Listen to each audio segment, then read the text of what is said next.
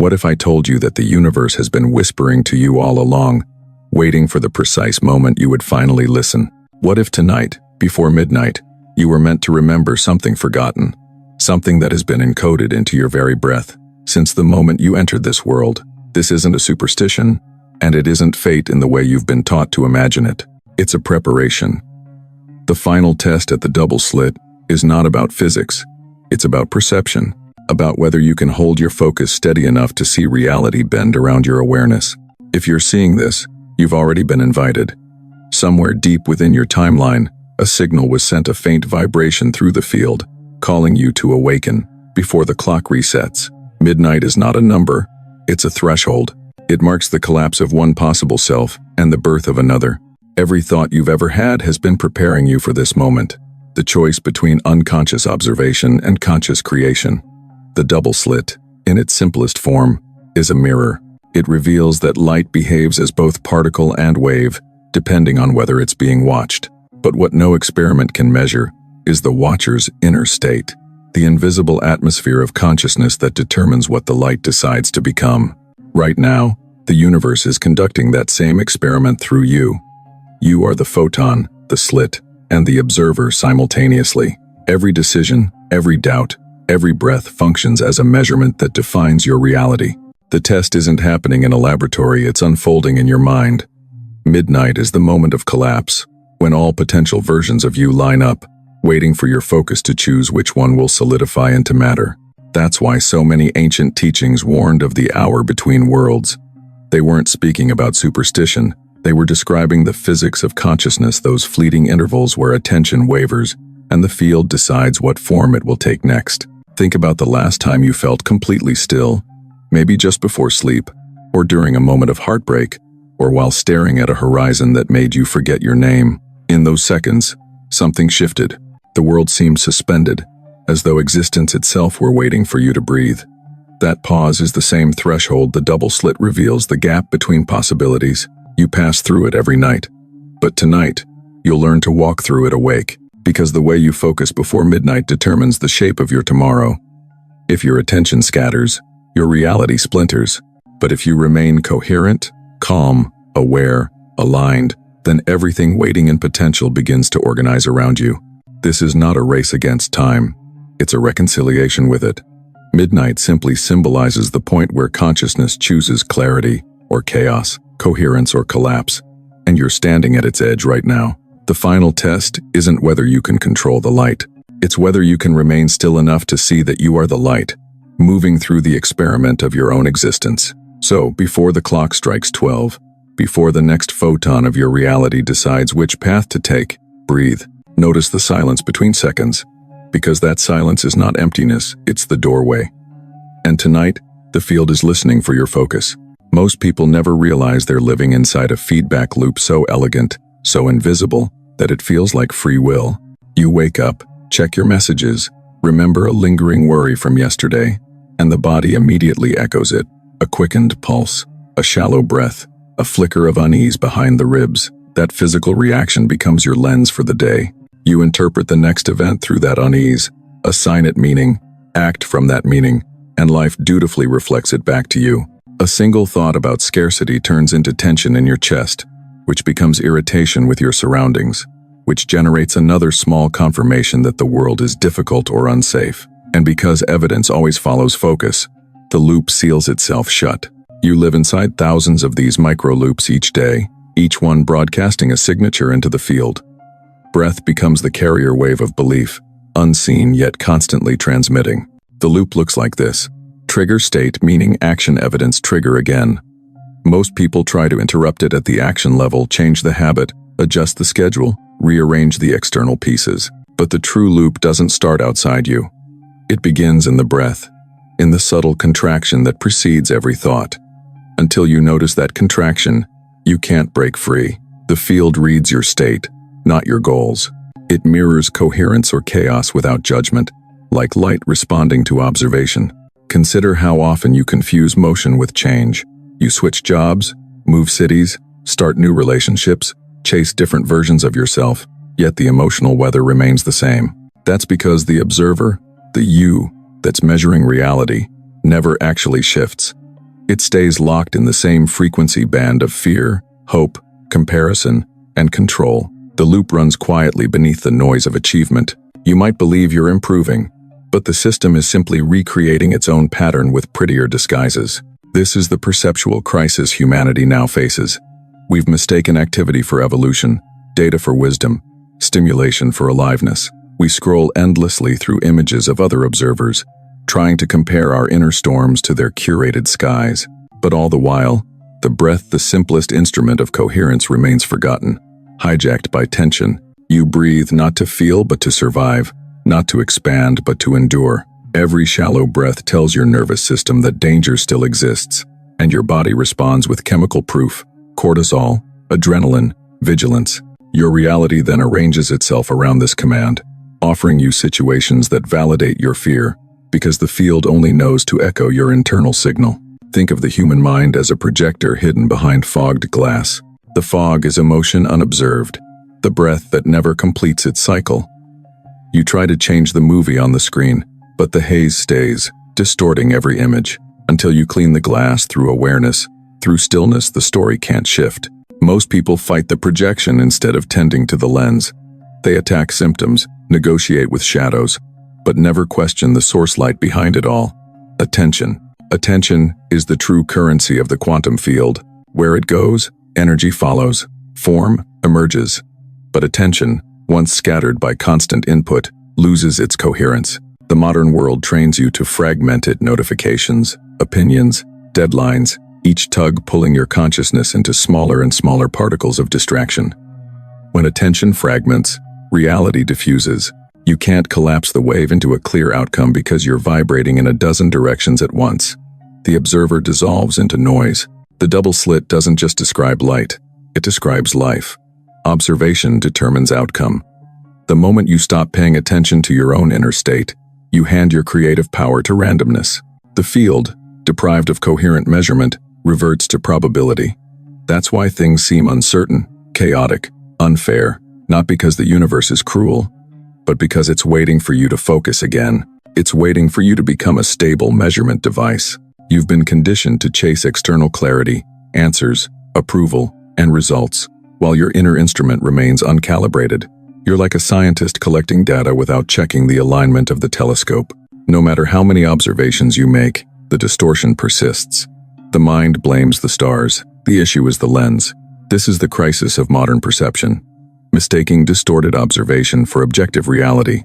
You forget that the act of seeing changes what is seen, that the field is relational, not mechanical. So tonight, as midnight approaches, you're being asked to face this loop, not as an intellectual puzzle, but as an energetic truth. The breath you take in this very moment is broadcasting a frequency into the field. Is it coherence or confusion? Is it contraction or curiosity? The answer will decide which version of reality collapses next. You've spent years preparing for external exams, school, work, relationships. But this is the final test of perception. Can you notice the loop as it begins? Can you sense the trigger before it names itself? Can you pause long enough to feel the space between stimulus and story? That space is everything. It's where the light decides which slit to pass through. It's where matter and meaning negotiate the next frame of your life. Most people fail not because they lack intelligence or discipline, but because they refuse to stop. They mistake speed for mastery. But the field doesn't reward speed. It rewards stillness. It rewards the one who can observe without flinching, who can let the loop arise and dissolve without feeding it. This is the first act of mastery: to witness the mechanism without judgment, to feel the body's contraction and say, here is the beginning of the loop, and breathe instead of react. You've seen the mechanism. Now it's time to explore the mystery, the quantum idea that your observation doesn't just reflect reality, it shapes it. The next part reveals why. At its core, the observer effect isn't about particles, it's about participation. It's the universe whispering that nothing exists independently of consciousness, that matter and awareness are two sides of the same luminous coin. When light passes through the double slit unobserved, it moves as a wave of pure potential, infinite possibilities unfolding simultaneously. But the moment it's seen, truly seen, it collapses into a single form.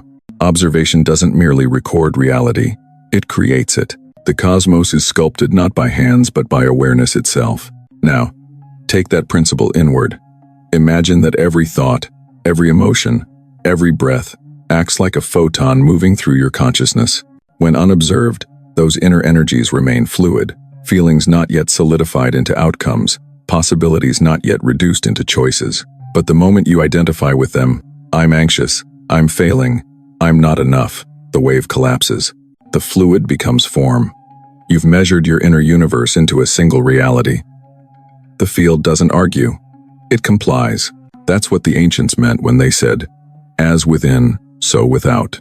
You've been performing the observer effect your entire life, but without awareness of it. Each assumption, each reaction, each sigh sends a subtle command to the quantum field, instructing it to match your state. When you live unconsciously, the signal is noisy, contradictory frequencies canceling one another out. The result is confusion, delay, and randomness. But when you observe consciously, the signal becomes coherent, like a tuning fork vibrating with clarity. Reality rushes to harmonize. Coherence isn't an abstract ideal, it's a felt state.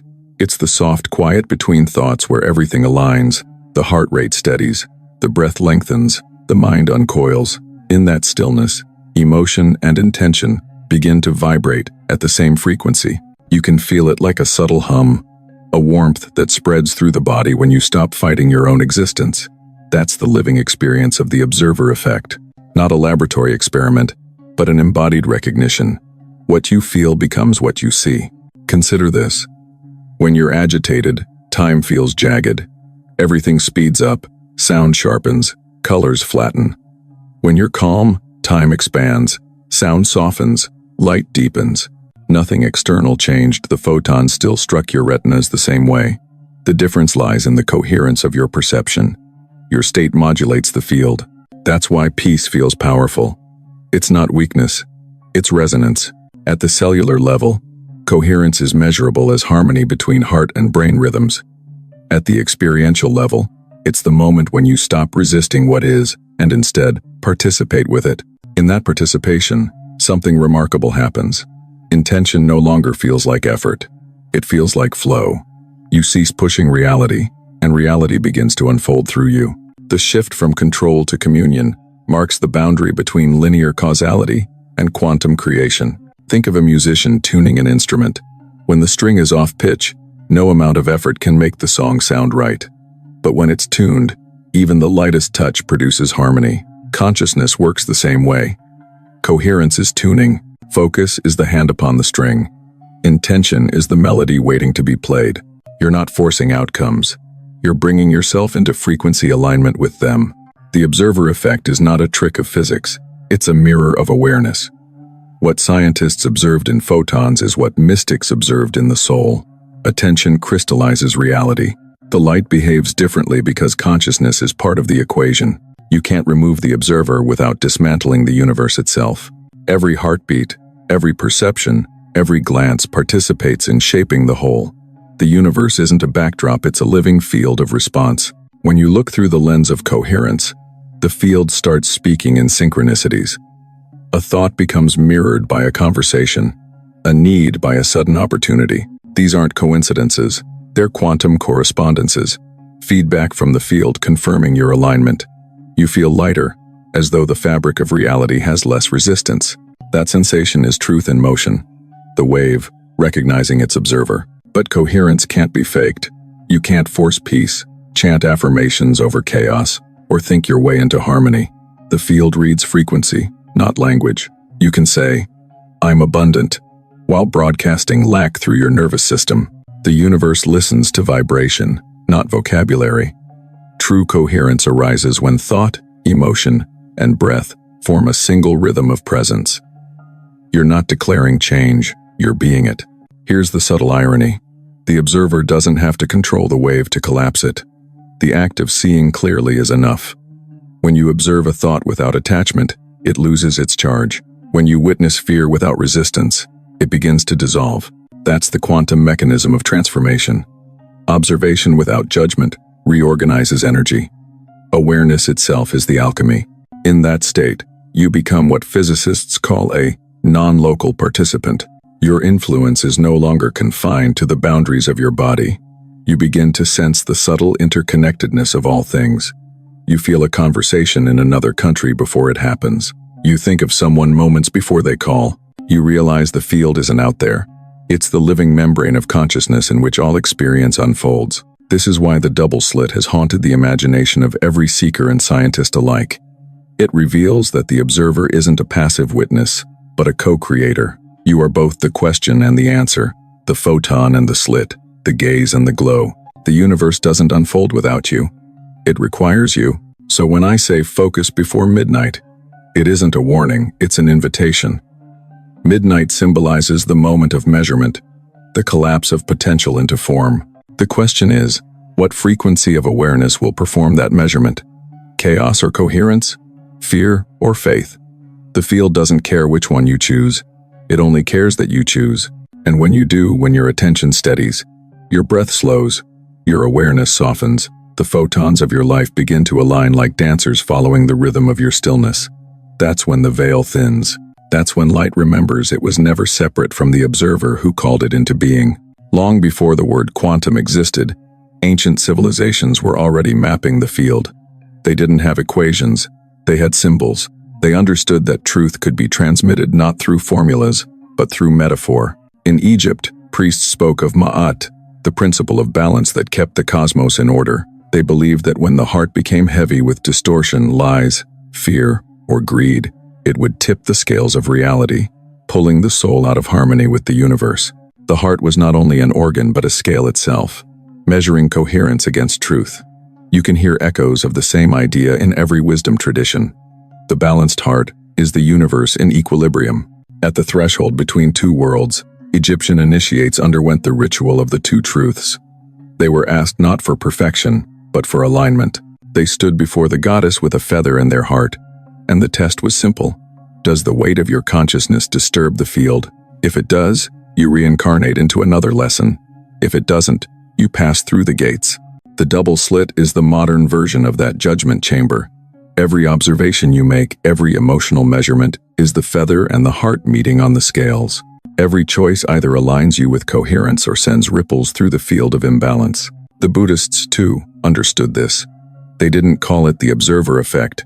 They called it anapanasati, mindfulness of breath. The Buddha taught that the way to liberation was through the precise awareness of inhalation and exhalation. Each breath, he said, is a bridge between body and mind, between the cloud and the sky. When you observe it fully, without attachment, the illusion of separateness dissolves. You realize that breath isn't happening to you, it's happening as you. The breath is both the river and the bank, the flow and the form, the wave and the particle. Both Ma'at and Anapanasati point toward the same revelation that modern physics now echoes. Reality is balance, maintained through awareness. To live without awareness is to live like a cloud that believes it's the sky. The cloud forms and dissipates, feeling temporary and uncertain, unaware that its essence is water vapor, an expression of something eternal. When you forget that you are awareness itself, you mistake yourself for passing experiences, for the shape of the clouds rather than the sky that holds them. The Kabbalists expressed this through the tree of life. Each sephira, the 10 spheres of divine emanation, represents a frequency of consciousness, a way energy descends from infinite light into form. The highest realm, Keter, symbolizes pure potential, the unmeasured wave of the universe.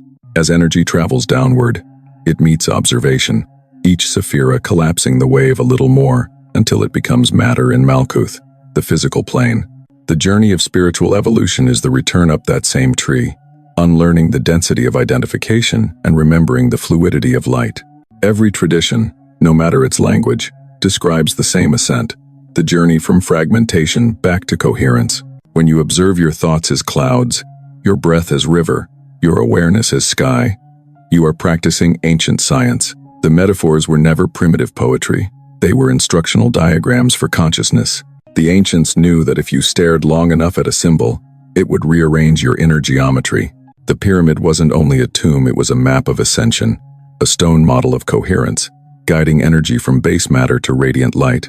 Every chamber resonated with harmonic proportions that mirrored the frequencies of the human body. The priests of Heliopolis called this the resonant chamber of becoming. They believed that to stand within those harmonics while breathing consciously was to rewrite your inner field to become so coherent that your presence alone could heal imbalance. In that chamber, initiates didn't pray for miracles.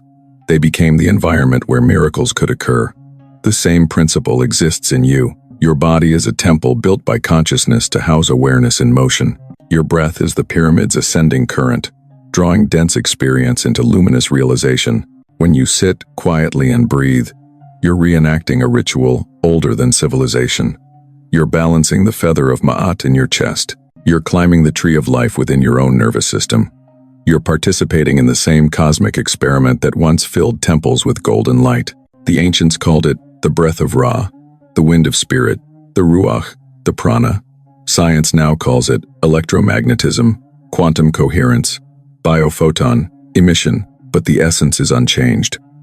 Awareness organizes energy. Picture the sky again, vast, untouched, infinite. Now see a single cloud drifting across it. The cloud is your thought. The sky is your consciousness. The moment you mistake the cloud for the sky, you limit yourself to weather. You start predicting storms, fearing rain, chasing sunlight. But when you remember you are the sky, you realize all weather passes. You stop identifying with passing emotions and start witnessing their patterns. Observation restores balance, just as Ma'at restores order. This is why ancient symbols still hold power. They speak directly to the observer within you. The same consciousness that watched the stars rise over Giza and the lotus bloom along the Nile is watching this video right now through your eyes. The field hasn't changed, only your awareness of it has. And when you understand that, you see that these ancient metaphors weren't myths. They were instructions left in the language of eternity.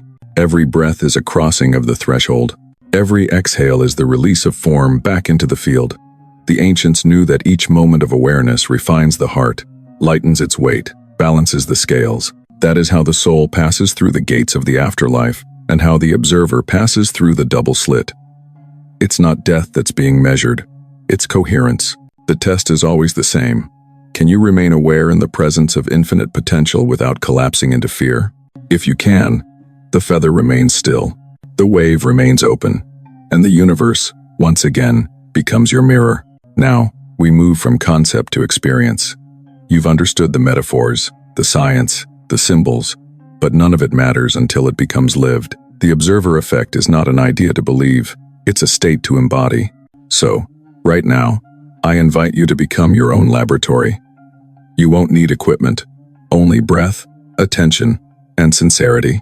This is not a medical practice, it's a contemplative experiment, a way to sense how awareness moves through you. If at any moment you feel discomfort, simply stop, rest, and return to natural breathing. Close your eyes if you can. Let the world fade into background noise. Feel the weight of your body on the chair, the subtle pull of gravity grounding you to the earth. You are both particle and planet. Now, take a slow inhale, not deep, just intentional. Feel the air entering your nostrils, cool and precise. Notice it moving down the throat, expanding the chest, softening the belly. Pause at the top, where the inhale dissolves into stillness. That pause is the quantum gap, the same silence between the slits where the photon decides. Stay there for a moment, aware but not tense. Then exhale slowly, as though releasing a memory you no longer need. Do this again, but this time, notice the exact moment your inhale transforms into exhale. That transformation is creation in miniature. It's the point where potential becomes motion, where consciousness collapses into experience. Between the breaths, there is no time, only presence. If you can rest there, even for half a second, you are stepping into the same field that governs galaxies. Now, shift your attention from breath to sensation. Feel where your body naturally holds tension, the jaw, the shoulders, the solar plexus. Don't fight it, simply acknowledge it. Breathe into that place, as though your awareness itself were air entering those tight spaces. Imagine that each inhale carries coherence, pure light, pure order, and each exhale releases distortion. This isn't imagination as escape, it's imagination as participation. You're training your nervous system to remember that it's safe to be still. Let the breath settle into an even rhythm, like gentle waves against the shore. Inhale for a count of 4, pause for 2, exhale for 6. The longer exhale activates the parasympathetic current, the body's internal peace signal. With every cycle, you're reprogramming the field of your own biology, turning the body into an instrument of coherence. You can think of it as tuning your personal frequency to match the quiet intelligence of the universe. Now, bring one hand to your chest. Feel your heartbeat beneath the palm. That pulse is not just blood, it's information, a vibration communicating with every atom around you. Scientists call it electromagnetic coupling. Mystics call it resonance. Feel that rhythm synchronize with your breath. Inhale, pulse expands. Exhale, pulse softens. Soon, breath and heart begin to move as one wave. That's coherence made visible through sensation. As you stay here, notice how thoughts still arise. Memories, to-do lists, stray worries. They appear like clouds drifting across a vast sky, but instead of following them, remain the sky itself. Each thought that passes is another photon asking for observation. Smile at it. Acknowledge it. Let it go. Awareness doesn't push clouds away. It lets them dissolve by not clinging to their shapes. You may feel warmth spreading in the chest, a tingling in the fingertips, or a light pressure behind the eyes. These are signs of the body re-entering coherence. But don't chase sensations. They're simply side effects of alignment. The true transformation is happening in the invisible. The nervous system settling, the electromagnetic field smoothing, the mind rejoining the rhythm of creation. Now, let's make this practice portable, something you can carry into your daily life. I call it micro-coherence. Whenever you catch yourself reacting during conflict, in traffic, before sending a message, pause for a single conscious breath. Inhale slowly through the nose. Feel your body soften. Exhale with awareness. Notice the gap between breaths. That single pause is enough to reset your frequency. The field responds instantly. You don't have to fix the situation. You only have to become coherent within it. Throughout the day, try this simple check-in. Where is my breath? Where is my focus? Where is my body? These three questions bring you back to the observer. Because awareness isn't something you switch on once it's a rhythm, you return to again and again, like the tide. Each return strengthens the neural pathways of presence, making coherence your new default. If you practice this regularly, subtle changes begin to appear. Conversations that once drained you start to feel neutral or even peaceful. Random synchronicities occur, arriving somewhere just as someone you needed to meet appears. Physical tension eases, not because you forced it, but because your system remembered how to harmonize. The observer's power is quiet but consistent. It rearranges probability through stability. So as midnight approaches, whatever midnight means for you, let this be your preparation, the mastery of attention. Tonight, you'll stand at the edge of infinite potential, and when the field asks, what frequency shall we make real? You'll answer not with words, but with coherence. Every inhale a choice, every exhale a release, every pause a doorway. This is how you train to meet the final test at the double slit, not by striving, but by remembering how to be. There comes a moment in every seeker's journey when observation alone is not enough, when you realize that simply watching your patterns still leaves you standing in their shadow. That's the moment of the great shift, from victim to creator. It's not about forcing positivity or pretending pain doesn't exist. It's about reclaiming authorship of the lens through which experience unfolds. The observer does not erase the storm. It becomes the eye within it. Imagine, for a moment, that your life has been a film projected through an unseen reel. The images, people, events, challenges keep changing, but the film keeps looping the same story. You've tried swapping scenes, changing actors, editing scripts, yet somehow, the tone stays the same. That's because the projector hasn't changed. The energy of the observer still vibrates at the frequency of reaction. Every frame reflects it, but once you become conscious of the reel itself, the beliefs, emotional residues, inherited stories, you begin to write from the other side of the lens. This is where the universe shifts from adversary to collaborator. The transformation happens in three movements: state, story, and strategy. State is your energetic foundation, the coherence or chaos you carry into every moment. Story is the narrative your mind constructs to interpret that state. Strategy is the action that emerges from believing that story. Most people live the loop backward. They act from strategy, justify with story, and never question the state that birthed both. But when you reverse the order, state first, then story, then strategy, you rewrite the field. Let's apply this to money, because it's one of the most emotionally charged mirrors we face. Imagine your bank balance as a double slit experiment. Every time you look at it, your observation carries a frequency: fear, trust, scarcity, gratitude. The balance itself is neutral photons awaiting instruction. If you observe from fear, you collapse potential into limitation. The numbers confirm your anxiety, but if you observe from gratitude even before external change, the field reorganizes. Opportunities, synchronicities, and unexpected resources begin to appear, not because you manifested them through wishful thinking, but because your coherent state allowed probability to reorganize. The frequency of appreciation, literally, instructs matter to respond in kind. Now look at relationships. Most conflicts arise not from what is said, but from the emotional field carried into the space between breaths. You can feel it when two people argue. The tension isn't in words, but in the electromagnetic exchange. When you enter a conversation trying to defend your identity, you become the collapsing wave. But when you enter with coherent presence, your breath steady, your awareness open, the field expands, the other person feels safe enough to soften.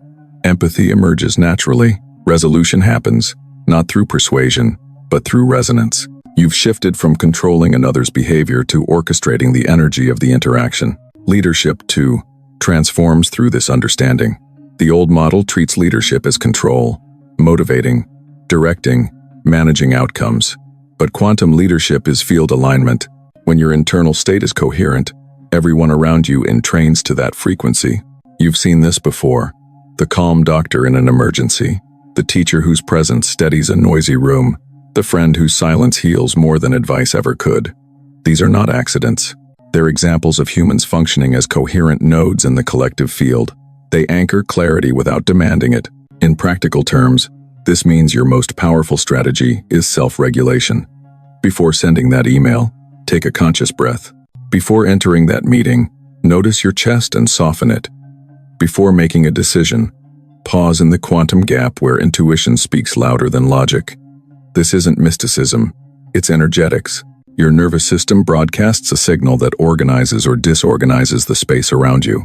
When you act from coherence, your strategy becomes elegant. Minimum action, maximum effect. The turning point is subtle but revolutionary. You stop asking, "Why is this happening to me?" and begin asking, "What frequency within me is being revealed by this?" The first question keeps you in victimhood. The second restores creative agency. The universe is not testing you to punish, it's calibrating you to remember. Each difficulty is an invitation to refine coherence. Every moment of discomfort is a signal. There's interference in your field, not wrongness, just information. Here's the paradox. When you truly inhabit the creator's perspective, life doesn't suddenly become easy. It becomes meaningful. The same challenges remain, but your relationship to them changes. You stop needing guarantees before choosing peace. You stop demanding that outcomes validate your worth. Peace becomes your starting point, not your reward. That's coherence as lifestyle, not practice. The double slit now becomes a metaphor for every crossroad in your existence. Each time you face uncertainty, you stand before two paths: reaction or response, contraction or openness, fear or trust. Observation collapses whichever path you energize. This is the final test, not in some distant afterlife, but in each ordinary moment. Look back at your day. How many small collapses have already happened? How many times did you let an old loop decide the measurement? The good news: the field is forgiving. Every breath offers recalibration. The test resets with every exhale. You can fail 1,000 times and still pass, because the point was never perfection. It was participation. When the mind finally grasps this, something extraordinary happens. Effort gives way to elegance. You start noticing coincidences that feel like choreography. The meeting you feared dissolves into laughter. The problem that felt immovable resolves itself in an unexpected conversation. You stop believing in luck and start trusting alignment. That's when the observer and the observed merge into one dance reality, reshaping itself around a coherent center. This is the crossing point between the seeker and the sage. The seeker tries to master the field. The sage learns to harmonize with it. The seeker prays for change. The sage breathes and becomes change itself. That's the invitation of the double slit. to realize that you've never been the experiment subject. You've always been the light conducting it. When the light of understanding finally steadies, what remains is something almost unbearably simple. Stillness, not the stillness of withdrawal or numbness, but the stillness that underlies all movement, the quiet intelligence that allows the universe to breathe itself into form. You realize that all your striving, all your seeking, all your attempts to control reality were the sky trying to rearrange its own clouds. It was never about acquiring power over the field. It was about remembering you were never separate from it. This is where dignity returns. The dignity of being an aware participant in existence rather than a lost wanderer through it. You no longer measure worth by accumulation, achievement, or even enlightenment. You measure it by coherence, by how fully you can remain aware in the face of uncertainty. The true philosopher doesn't escape chaos. They listen to it until it reveals its pattern. Every challenge is just the universe asking, can you stay here, in the gap, without losing yourself? The answer doesn't come through logic. It arrives through breath. When you live from this awareness, belonging ceases to be conditional. You begin to see that you belong not to the world, but as the world.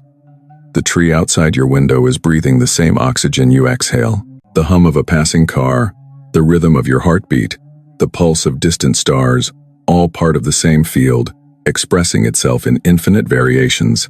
The observer is not a lonely point of consciousness trapped in a body. It's the universe noticing itself through countless eyes. Every smile, every tear, every silent moment of awe is the cosmos folding back into self-recognition. Stillness, then, becomes a form of public art.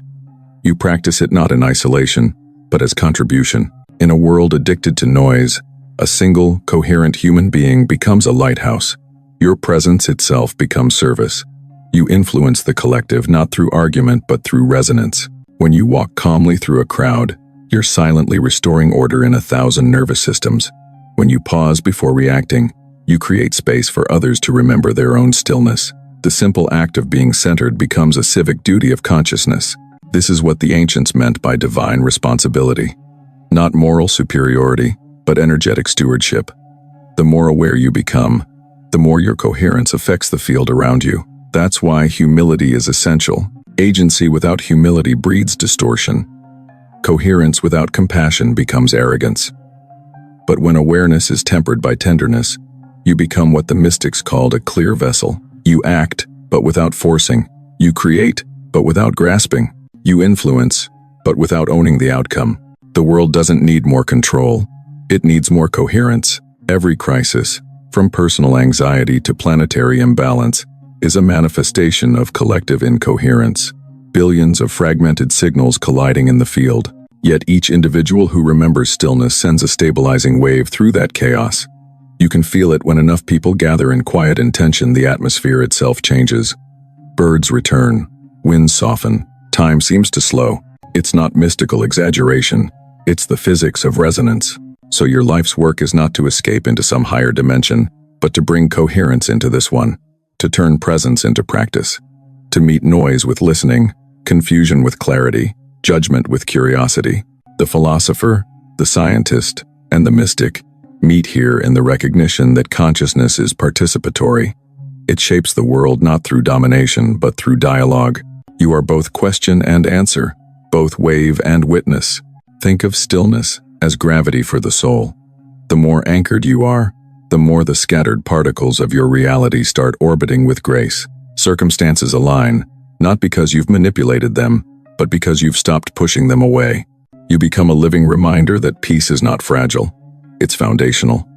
And that realization births something rarer than happiness: equanimity, a quiet joy that does not depend on outcomes, a trust that life, even in its uncertainty, is intelligently precise. At this point, language falters. What can be said about the moment the sky remembers it is the sky? The philosopher bows, the scientist marvels, the mystic smiles. You've passed through the double slit not as a photon seeking direction, but as the light realizing it was both paths all along.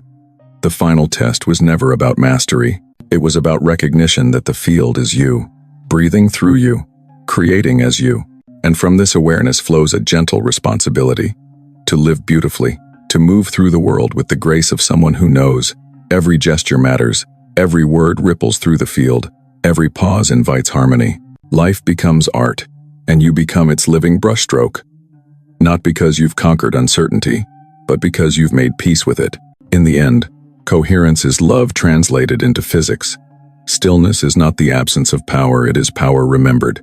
When you rest in that knowing, you are not escaping life, you are illuminating it. The field listens to you differently now, because you are no longer shouting over it, you are breathing with it. And in that breath, the universe recognizes itself. Before we part, let's anchor what we've opened. Don't just hear these words, live them now, through breath, through intention, through the quiet recognition that the experiment never ends. The field is still here, listening. You are still here, observing. Close your eyes if you can. Feel the air touching your skin, the faint electricity of existence humming around you.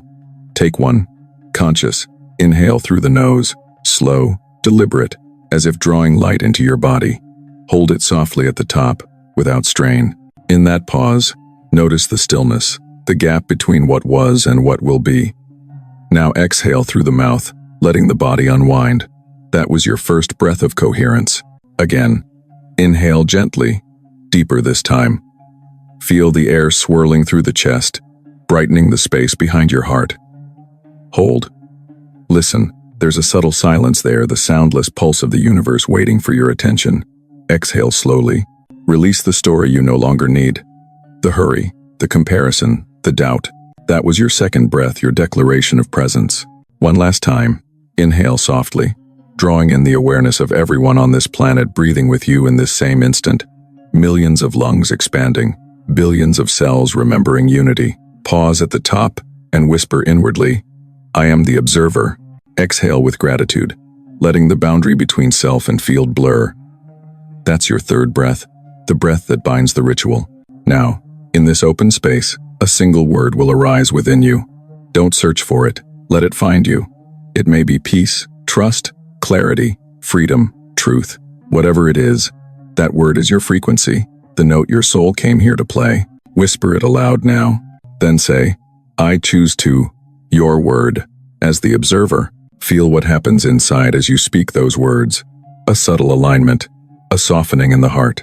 The field responds instantly because consciousness has made its measurement. You have collapsed this potential into form. That word is now encoded into your timeline, carried in every breath you take. Remember this ritual whenever you forget who you are. Before sleep, before work, before conflict, 3 coherent breaths and your chosen word. It's not a mantra to repeat mechanically, but a bridge to re-enter the field consciously. Inhale coherence, pause in awareness, exhale creation. That's the architecture of reality itself. Breath, stillness, manifestation. You've passed through the final test not by understanding it, but by becoming it. You've seen that the double slit is not about light, it's about you. You are the photon, deciding which world to illuminate with your focus. Midnight was never a deadline. It was a doorway. And you've walked through it. Now, before you open your eyes fully, imagine your life radiating outward like ripples on a clear lake. Each choice, each glance, each word gently altering the geometry of the collective field. You don't need to fix the world. You only need to breathe as one who knows it's sacred. That awareness is enough to change everything. If this frequency resonates, if something in your chest feels quietly awakened, then subscribe to this channel, not just digitally, but energetically. Subscribe to the frequency of coherence. Each time you return here, you strengthen the field of those remembering their true nature. We are not gathering followers. We are gathering observers, humans who choose to breathe consciously, act coherently, and live as bridges between matter and light. You are one of them now. Take one final breath, inhale awareness, exhale gratitude. Whisper again, I choose to, your word, as the observer. Carry it with you into the next moment, into the next choice, into the next dawn. The experiment continues, every heartbeat, every breath, every act of noticing reshaping the world in real time. You are not waiting for the light. You are the light, focused, alive, eternal. Subscribe to this frequency and keep breathing the universe awake.